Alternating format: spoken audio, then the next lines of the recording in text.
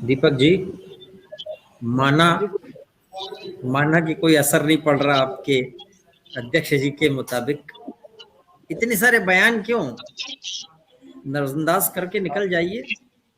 मुझे तो एक शेर याद आ देखिए, रहा है, अपनी अपने चेहरे पे जो जाहिर है छुपाए कैसे, तेरी मर्जी के मुताबिक नजर आए कैसे, और घर सजाने का तसव्वुर तो बात की बात है, पहले तय तो हो घर बचा है कैसे।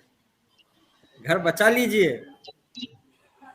देखिए भूपेंद्र भाई, सबसे पहले तो मैं आपको धन्यवाद करना चाहूंगा कि एक बार फिर आपके साथ जो है बैठने का और बोलने का सीखने का मौका मिला। और देखिए, समाजवादी पार्टी संघर्षों की पार्टी है। समाजवादी पार्टी डरने और घबराने वाली पार्टी नहीं।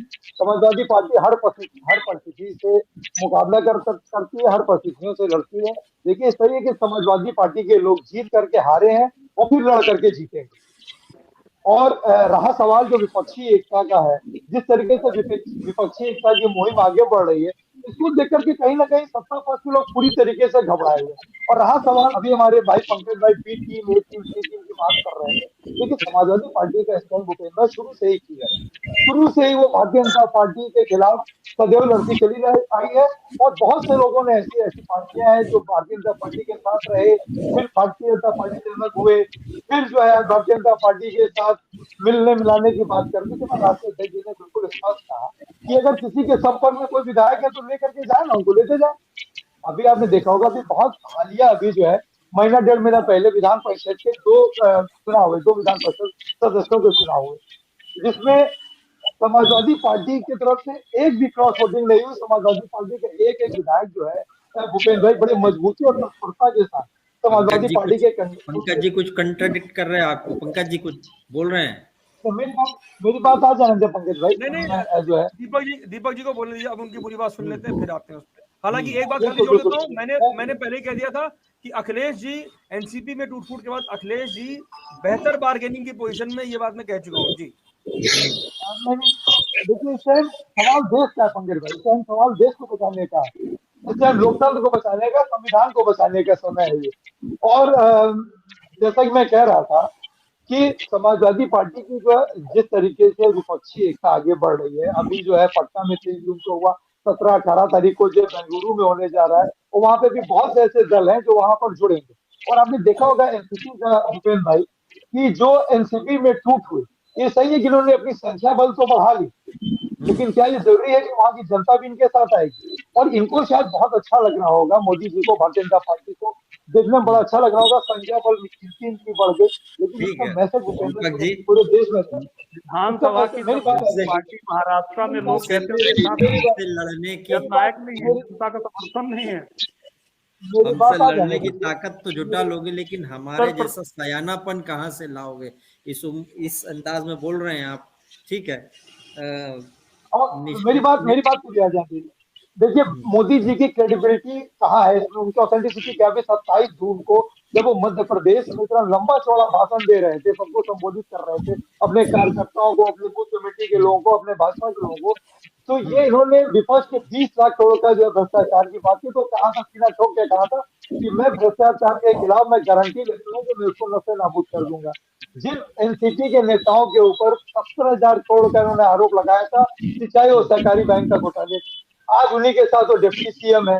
जिस छगन भुजबल के ऊपर ईडी की जांच चल रही, आज उन्हीं के साथ जो है वो। तो देश को ये बताना क्या चाहते हैं, देश को किस घर में लेकर के जाना चाहते हैं, देश को कितना देखिए गुमराह करेंगे लोग? पूरी जी। एनसीपी नहीं आई है, मेन एनसीपी तो नहीं तो बैठी हुई है, ये अलग बात है, वो साबित करेंगे देखिए कि मेन हम देखिए हैं। देखिए जिसके ऊपर इन्होंने ये आरोप तो लगाया कि साबित अभी करना पवार है। जी के ऊपर देवेंद्र फडणवीस जी ने नहीं कहा था खुले मन से कि गोइंग हमारे जेल एंड चक्की पीसिंग एंड पीसिंग हम, एंड पीसिंग, हम, और आज हमारे उन्हीं को बैठ करके उनके बगल में बैठे हुए हैं। हमारे मित्र पॉलिटिकल कोई मोरालिटी या पॉलिटिकल लीगल एक्शन पे डिफरेंशिएट नहीं कर पा रहे हैं। हम्म। अगर एक पॉलिटिकल अलायंस निशांत जी, बना तो क्या जांच रुक गई? निशांत जी, तो जांच, मुझे ये तो लगता है, बीजेपी के लोग बताना कि जांच उसी की नहीं निशांत रुकी। जी, ये तो मुझे भारतीय जनता लगता अगर है पार्टी कोर्ट जिसको में है, जेल कोर्ट भेजने न्यायालय का। सतत प्रक्रिया कार्य कर रहा है। अच्छा। और फिर उसके बाद इन्होंने, जब कोर्ट अपना काम कर रहा है, तो फिर 20 लाख करोड़ के इन्होंने भ्रष्टाचार में जाकर मैं किया। आऊंगा जरा, और एक बार पक्ष पक्ष करेंगे, जहां पक्ष पर ये। पक्ष करेंगे। दीपक जी कुछ बिल्कुल बोल रहे बिल्कुल। हैं। दीपक जी, जी जी जी। राघवेंद्र जी ने एक बात बोली कि कितना शेयर आप देना चाहेंगे सीट में। मान लीजिए युति हो गई आपकी, जोड़ जोड़ हो गया आपका कांग्रेस के साथ, देखिए भूपेंद्र भाई, सबसे पहले तो मैं अपने बड़े भाई शैलेंद्र भाई से मैं कहना चाहता हूँ कि उन्होंने कहा ना कि राहुल गांधी जी की शादी हो जाएगी तो उनका एक वोट बढ़ जाएगा, तो यानी कि मोदी जी का तो एक वोट कट गया होगा। मोदी जी का तो स्वयं आपने, का एक वोट कट गया होगा। अगर इसी में प्रसन्नता है करवा तो चौथ मुबारक रखा जा रहा है हो। दीपक जी, उधर करवा चौथ रखा जा रहा है, देखा करो ना, उधर करवा चौथ रख लिया उन्होंने। बात छोड़िए उन बातों को कि कितना वोट बढ़ेगा कितना वोट नहीं घटेगा। और सबसे बड़ी बात ये है कि जो ये आप लोग कह जसोदा रहे बहन हैं, दिखी हमको कई जगह, मंदिर मंदिर घूम रही हो अभी फिर से। अब छोड़िए वहां जाने की बात है, उस तरफ जो है, ठीक। जो आदमी अपने थोड़ी उन बातों को, शादी हुई नहीं हुई किसकी होगी किसकी नहीं होगी। अभी देखिए इस बात पे बहस हो रही थी कि दूल्हा कौन बनेगा, बाराती कौन रहेगा कौन नहीं रहेगा। देखिए प्राइम मिनिस्टर का जो चयन होता है वो संख्या बल के हिसाब से होता है। अगर विपक्षी एकता की, विपक्षी पार्टी की अगर सांसद की संख्या ज्यादा होगी, उसके बाद पार्लियामेंट्री बोर्ड इसको तय करते हैं कि कौन पीएम बनेगा कौन नहीं बनेगा।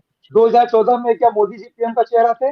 2017 में क्या योगी जी पीएम का चेहरा थे? बता दें हमको भूपेंद्र भाई कि अगर जो है 2014 में क्या मोदी जी के नाम पे चुनाव लड़े थे ये लोग, या 2017 में क्या योगी जी के नाम पे चुनाव लड़े थे? अरे मनोज सिन्हा जी को हेलीकॉप्टर लेने चला गया, वो वहां विंध्याचल में दर्शन कर रहे थे, उनको तुरंत दिल्ली बुलाया गया। उसके बाद एकदम से जो है योगी जी प्रकट हो गए, योगी जी जो है अब संभाल रहे हैं यहाँ पर उत्तर प्रदेश को। तो बात यहाँ पर ये नहीं, बात संख्या बल की है। और अभी बहुत सी चीजें बनेंगी भूपेंद्र भाई, और बनेंगी, विपक्ष को बिगड़ने जा रही है भारतीय जनता दीपक जी, पार्टी। पंकज जी कुछ बोल रहे हैं। दीपक जी वैसे कुछ पंकज भाई अब मेरी बात आ जाएगी। अभी आपका जो है ये इनका जो सहयोगी संघ है आरएसएस, आरएसएस का एक मुखपत्र जो ऑर्गेनाइजर, उसके जो ये प्रफुल्ल केतकर साहब जो उसके चीफ एडिटर है भूपेंद्र भाई, उन्होंने अपने मुखपत्र में लिखा कि मोदी मैजिक के सहारे और हिंदू और मुस्लिम करके हम चुनाव नहीं लड़ सकते। क्योंकि कर्नाटक में इन्होंने बजरंग बली से लेकर के मोदी जी से लेकर के अमित शाह जी से लेकर के किसी की रैलियां उन्होंने नहीं छोड़ी। तो आरएसएस इनका सहयोगी संघ है कि नहीं? आखिर अरे उसको दीपक शाम में जी, उसको नहीं क्यों दीपक लिखना जी, पड़ा? दूसरी रिपोर्ट भी देख दीपक जी लीजिए। देखिए, सबसे बड़ी दीपक बात जी उनकी कोई वो तो दूसरी एक, रिपोर्ट भी आई है। अरे नहीं नहीं दीपक जी, अरे कोई दूसरी एक रिपोर्ट, नहीं है तीसरी ना। रिपोर्ट की बात छोड़िए, आज पहली रिपोर्ट में क्या कर्नाटक के लिखेंगे? नतीजे, पहली कर्नाटक रिपोर्ट, के और एक बात मैं, एक दीपक जी, किस्सा मैं और कर्नाटक के आपको सुनाना नतीजे चाहता का हूँ बाद पंकज निकला, जी। ये देखिए नहीं सर, नहीं मैं कर्नाटक के कर रहा नतीजे हूँ का बाद निकला, कर्नाटक की 14 निकल गया, 17 बात, निकल गया, कर्नाटक 19 आज निकल गया, आज 22 निकल गया, आज तब बात कर्नाटक की और उत्तर प्रदेश की नहीं, आज बात देश की है। और एक चीज आपको बता दें भूपेंद्र भाई, ये बात 2014 5 सितंबर की टीचर्स डे की होगी या 2015 की, थोड़ा सा मैं ये कंफ्यूज कर रहा हूँ भूपेंद्र भाई। जब ये स्टूडेंट्स को जो है, स्टूडेंट्स के बीच में थे मोदी जी, तो अपनी तरफ एक तरफा बात करते हैं। उधर से जो है एक बच्चे से इन्होंने पूछा प्रधानमंत्री जी ने कि आप आगे चल के क्या बनना चाहते हो? उस लड़के ने तफाक से कहा कि मैं देश का प्रधानमंत्री बनना चाहता हूँ। तो मोदी जी अपने लहजे के हिसाब से मुस्कुराए और कहे कि देखो 2024 तक तो मैं ही प्रधानमंत्री हूँ, उसके बाद की सोचो। तो मोदी जी को भी एहसास हो गया था, मोदी जी के पास साल भर बचा हुआ है, जो जनता से वादे किए थे उसको 1% भी पूरा कर रहे हैं तो बहुत बड़ी बात है। कोई एक भ्रष्टाचार के खिलाफ ये गारंटी दे रहे थे। और मैं भारतीय जनता पार्टी के लोगों से कहना चाहूंगा प्रशांत भाई कि जब भी आईना उठाया करो, पहले खुद देखो फिर दूसरे को दिखाया करो। और इस तरीके से ये जोड़ तोड़ करके इनको लगता है कि ये बहुत उसमें सफल हो जाएंगे। भाई जो एनसीपी का जोड़ जो ये तोड़ क्यों हो उदाहरण रहा है दे रहे आपको हैं, पता है ना, पता है ना नहीं नहीं दीपक जी नहीं, क्यों हो जोड़ रहा है। तोड़, दीपक जी मैं देखिए, बताता हूँ, ये मैं बहस, भूपेंद्र भाई मैं ये बताता हूँ, बहस, मेरी ये बात बहस भाजपा के जोड़ भूपेंद्र तोड़ की नहीं भूपेंद्र है। मेरी बात आईना आ को गया। ठीक ये है, एनसीपी टूटे हुए आईने को कभी नहीं दिखाना चाहिए। मेरे दीपक जी, हम लोग टूटा देखिए, हुआ तो बाहर कर देते हैं हम लोग, टूटा हुआ दीपक रखना भी नहीं चाहिए। विपक्ष अरे विपक्ष दीपक जी अपना देखिए, अपना अपना आईना देखे आईने खोलिए, जो देश को आईने के गुमराह स्कोर कर जो बड़े रहा है। करके देखिए, और एक ये भी दीपक जी अकेले हम तो लोग मोदी जी देखिए, को भी अकेले हैं मोदी जी। दीपक जी पूरे हम लोग चुनाव हम मोदी जी लोग ये अपने लोग नाम पे चाहते हैं लेना चाहते कि हैं। और Samajwadi anti party incumbency UP में अगर ज्यादा है सत्ता भूपेंद्र मजबूत भाई, है इस तो टाइम लोग उस एंटी मोदी केवल एक लैंड मिनट करने को आवाज एंटी खो गई है एंटी पंकज। देखिए देखिए पंकज भाई, समाजवादी पार्टी के रास्ते पर आदरणीय श्री अखिलेश यादव जी ने एक बहुत अच्छा फॉर्मूला निकाला। उन्होंने कहा देखिए ये सही है कि कांग्रेस पार्टी हिंदुस्तान की विपक्ष की सबसे बड़ी पार्टी है, कई राज्यों में इनकी सरकार है, तो जितनी बड़ी इनकी पार्टी उतना ही बड़ा दिल दिखाते हुए जहां पे जो पार्टी बीजेपी से सीधे लड़ते दिख रही है, उस पार्टी को आगे करके समाजवादी इनको भारतीय कांग्रेस पार्टी को बड़ा दिल दिखाते हुए उस पार्टी कांग्रेस को के आगे लिए करके कितने लड़ना। स्टेट बचेंगे ऐसे में। नहीं नहीं स्टेट की बात देखिए, आज बात स्टेट की नहीं, आज बात देश की हो रही है। चुनिंदा स्टेट भूपेंद्र भाई बचेंगे आज मत। देश को बचाना है, नहीं आज देश को बचाना है, और कांग्रेस पार्टी भी इस चीज को समझ रही है। कांग्रेस अरे पार्टी दीपक जी देखिए, सारे दीपक विपक्षी के निशान है। मैं ये कहता हूं पंकज भाई, आप पत्रकार जगत के बहुत नामी गिरामी है, आप 23 साल से पत्रकारिता कर रहे हैं, आप शैलेंद्र भाई हैं और आप लोग बड़े सीनियर जर्नलिस्ट हैं। हम आपकी बात को टीका टिप्पणी नहीं करना चाहते, तो ना मैं आपकी बात को कई गलत दिशा में जाना चाहता हूँ। आप ही लोगों की बात को उठाया था सबीना सिद्दीकी जी ने यूएस में, सिर्फ 33 सेकंड का उनका वो था, सवाल था, और 9 साल में आज तक इन्होंने एक भी प्रेस कॉन्फ्रेंस नहीं की, और एक 33 सेकंड का जवाब देने में पूरे बीजेपी लोगों ने उनको ट्रोल करना शुरू कर दिया। और भूपेंद्र भाई, मैं आपसे बड़ा अदब सम्मान के साथ पूछना चाहता हूँ, क्या पत्रकारों की, जर्नलिस्टों की कोई जांच होती है?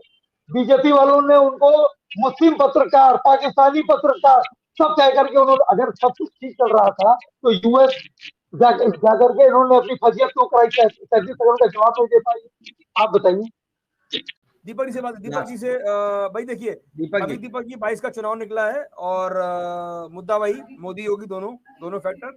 और अब चूंकि 2024 का चुनाव है तो ऑब्वियसली मोदी बड़ा फैक्टर है, योगी भी है, दोनों ही मुद्दे 22 के चुनाव और 24 के चुनाव, इसको लेकर आपकी क्या तैयारी? क्योंकि 22 के चुनाव का नतीजा सबने देखा, मोदी योगी वहां भी थे, और 24 का सबसे बड़ा फैक्टर 5 राज्यों के चुनाव हो जाए फाइन इनफ। और मैं फिर कह रहा हूं, 5 राज्यों के चुनावों के रिजल्ट 2024 पे भाजपा को लेकर मुझे नहीं लगता बहुत बड़ा असर डालेंगे, क्योंकि 24 के चुनाव में तो मोदी फैक्टर को लेकर क्या तैयारी है आप लोगों की, कि उस जोड़ी से, उस जोड़ के खिलाफ आपका क्या तोड़ है? विपक्ष का क्या तोड़?